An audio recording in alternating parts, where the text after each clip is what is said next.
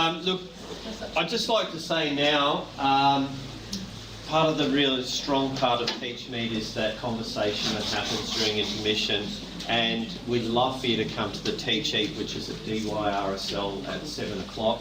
We actually chose Friday night so that people could come further afield and not feel that pressure of having to get home because it's a school night.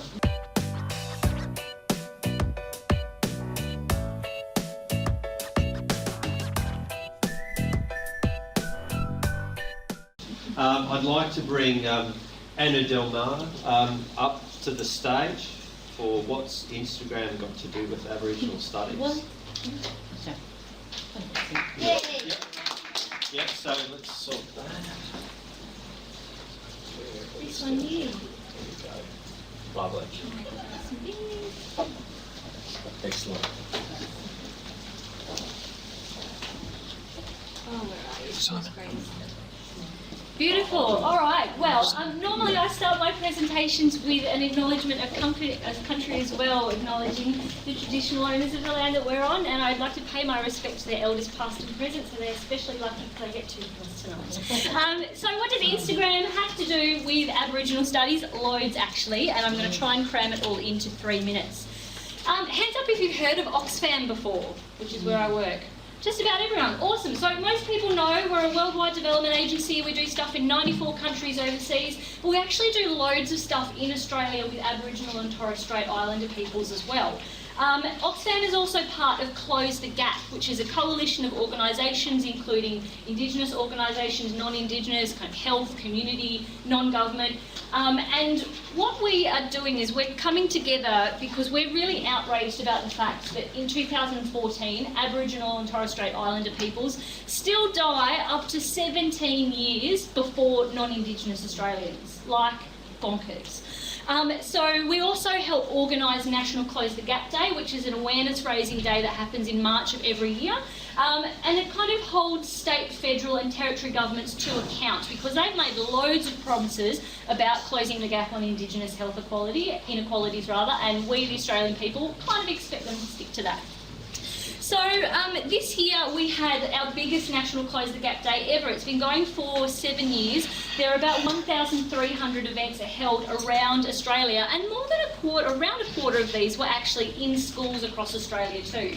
We know these events happen, you know, they get taught as part of Aboriginal studies, they're, you know, Australian curriculum, we give them event toolkits and DIY stuff and all of the rest, action guides. But what we also know is, looking back at kind of post-event evaluations, that the voices of the students and the voices of the teachers and what they're doing in their communities is largely silent.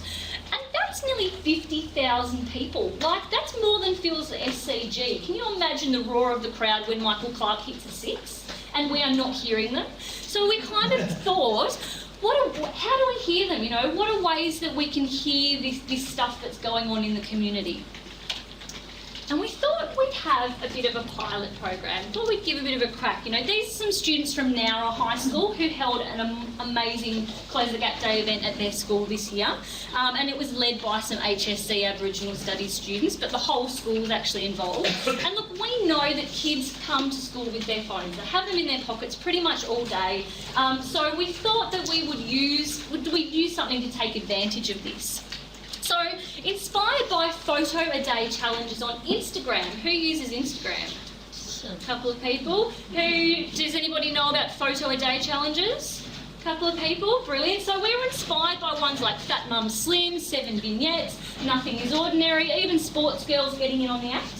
And so we saw that Instagram has this amazing potential to explore educational themes and issues in a really creative way. It's a platform to engage students where literacy might be an issue. And it's also, you know, more visual and something as well where kids, you know, they have pride in the pictures that they put on Instagram a lot of the time as well. Crucially, it's also something that's in their pockets all the time anyway. So what we did is we created our own 5-day student photo challenge, which ran during the week of National Close the Gap Day using the Close the Gap campaign account. And we created our own themes, which kind of explored issues around closing the gap, supported by the education materials that we had. And we kind of deliberately left it open and a bit ambiguous as to how students could interpret them to kind of see what they'd come up with. We created our own hashtag, CTG Students, so we could track the entries and that kind of thing. And we outlined the rules on 3things.org.au, which is the blog for Oxfam's youth program. And also, importantly, to comply with schools and also, oh God, really quick, Oxfam's own child protection policies, we had a no faces policy as well, so that we didn't have, you know, messy consent processes, and also so it didn't turn into this mega selfie fest as well. We had a whole heap of prizes as well, but for a lot of students, just being a bit famous on Instagram and getting a shout out from somebody well known was good enough. We had a whole heap of posts and bits and pieces that guided students along the way, gave them a countdown, gave them some tips as to how they could interpret the themes. We also had a few people like Jeanette, who was regramming our photos. Love your work, thank you very much. And then the photos started flooding in, and the results totally blew us away. And here's just a very small selection of them. We had 150 images in total that were sent to us from schools all around Australia as part of the week. Some of them were individual students, some of them were mates getting together, some were schools that had individual accounts, that kind of thing. You're awesome. Awesome. Now, just 2 seconds. We've got some challenges for next year. We know this, you know, private accounts, teachers who might not know how to use Instagram. We even had schools that had no Instagram policies. So what I would love to do is, with a captive audience of teachers here, think about, is there actually a better channel for us to be doing this? So we've got a tiny little baby survey monkey. It's like 3 questions. I'm going to tweet it as well. But if you could give me a bit of insight to help shape next year's challenge of what might be another photo sharing platform if Instagram is not great for you, or if you want to take the plunge to Instagram, by all means, happy to help you. That's it from me. Thank you very much.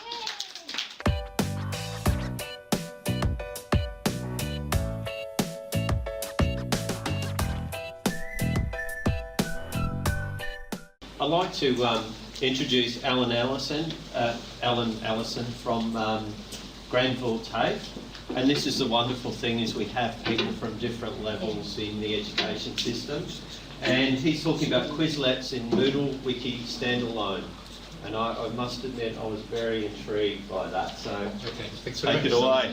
As Simon said, I'm from Granville TAFE, and what I want to show you is basically an application which I think helps students.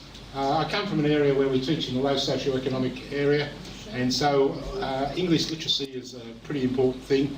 But there are other things that I think this works with language. Right. Okay, Quizlets, what I like about it is a very collaborative thing. It was started, as it said, by a 15-year-old in a French class to learn French language. It's free, that's another good thing I like about it, and it also has a games complement in it. Anybody here play games? No. Yeah, okay, so this is good. And it's basically, how do I get to go? Just... Yeah. Yeah, okay. So it consists of several modes. It's got flashcards, it's got learns, it's got stats, it's got games, scattered in space which are built into it. It's got audio, which I think is really going to be helpful for non-English speakers, and it's also good for foreign language speakers. So I think it's got French, it's got Spanish, it's got English, and another language there. You can put images in it, and it's also got a spelling thing where it actually produces a sound of it. And you can create tests automatically with it. In fact, it's got a lot of inclusive things, and as I said, it's a free thing, which is another good thing I like about it. So let's go here. Okay, so I've got it in a couple of locations. I've got it, you can put it in a website, that's the actual place there. You can put it in a wiki, you can put it in Moodle, and also you can put it on a tablet, which is really great. And kids can create these things themselves. So I'll just see if I can get into this now. Right. Oh, let me do that. Oh, no, you're right. Got my name right.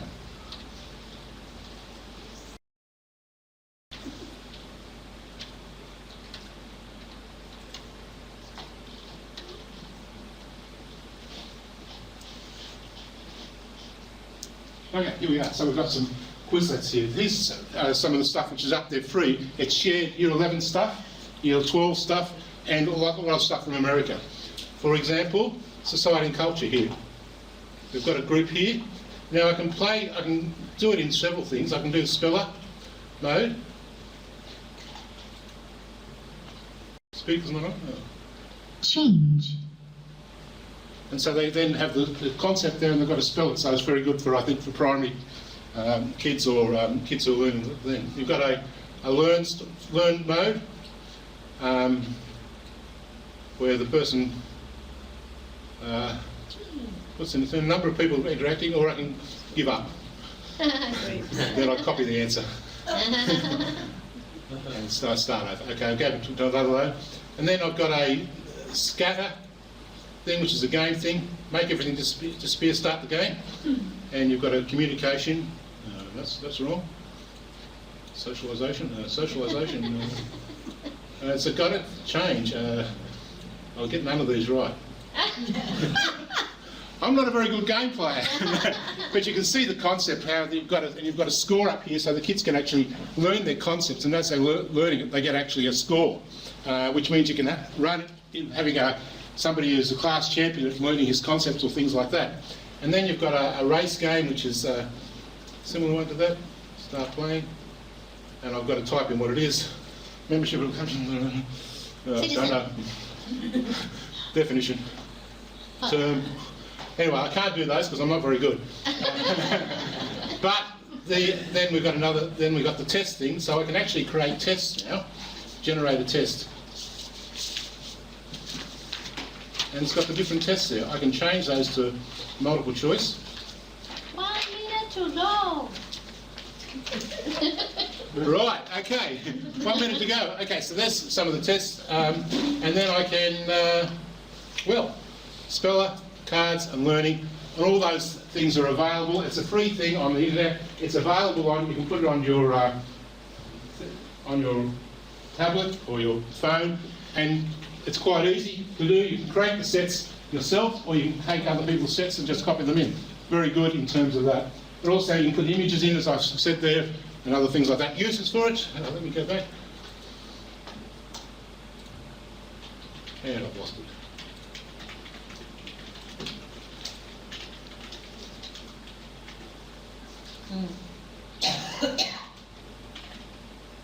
So these are some of the suggestions I can use, where you can use it. I won't put it on the other screen, but that's about as much as I think I've got time for, isn't it?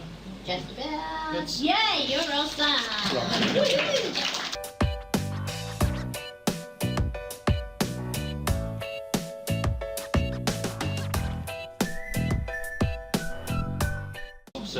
Kim Lai, and our journey is starting up a code club.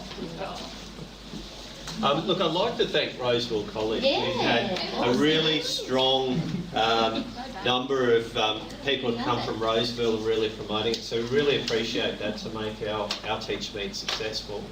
And lots of Cromer and Northern Beaches Secondary College people also, so thank you. Ready to go? Okay, thank you. So I am a learning innovator at Roseville College. I'm in my second year there, and we, like Kelly said before, we are a BYOD school.